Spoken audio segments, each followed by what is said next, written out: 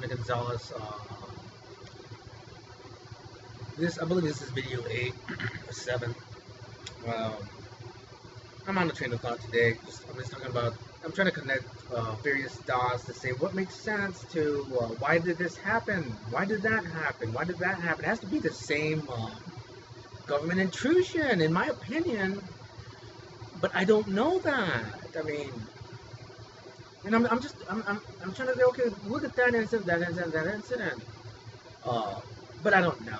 You know, it's the use of religion and obviously the use of my family, and and I want an answer on it. You know, even if people lie, obviously when you have a religious veil over people, they're going to lie. That's a given. But so again, so and I'm just going to talk out loud. I'm talking on a train of thought.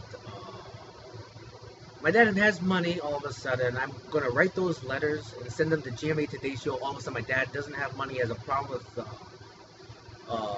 his taxes, and the conversation is to not mail those letters. One, I can't talk to the cleaning lady supervisor at the Catholic Church, or there'll be consequences.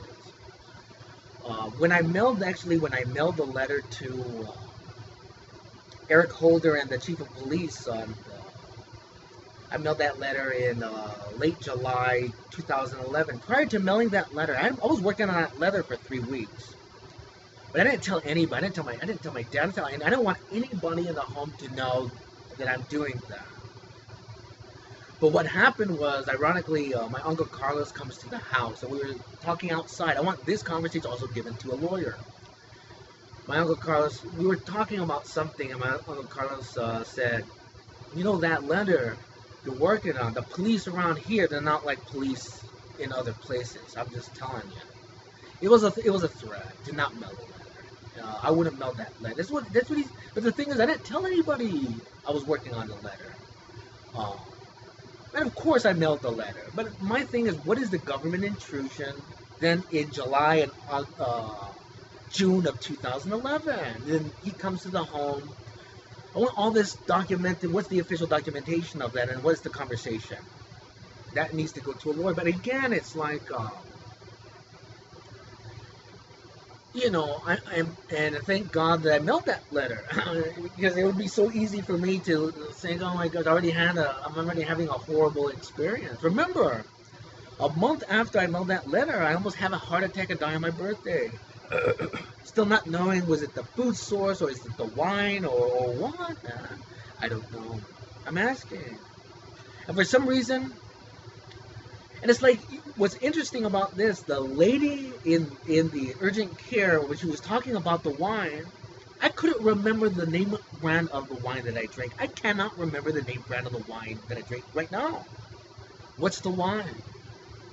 So then what's the surveillance documentation of the wine that I drank on my birthday? I don't know. If you ask me, okay, what wine did you drink? I don't know. Now, why don't I know that? I have no idea. But again, goes back to my conversation. What is this forced hypnosis, man? It benefits, obviously, the government intrusion. It does not benefit the victim. It does not. It lets the government intrusion know what you are thinking about, what you want to talk about, and what your plan is the next day, and to stop that, especially if it's. Because I believe there was a hypnosis to not get me to mail those letters.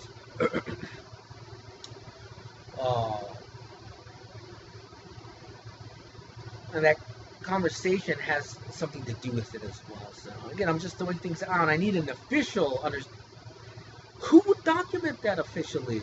It's like you're gonna have to be the do-gooder Samaritan and say, "Well, Dominic, common sense." They wouldn't document that. So then, how are they unofficially putting me under hypnosis?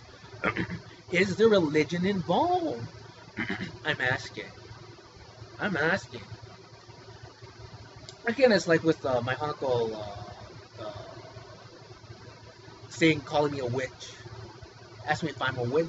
These things kind of think there is some type of religious influence.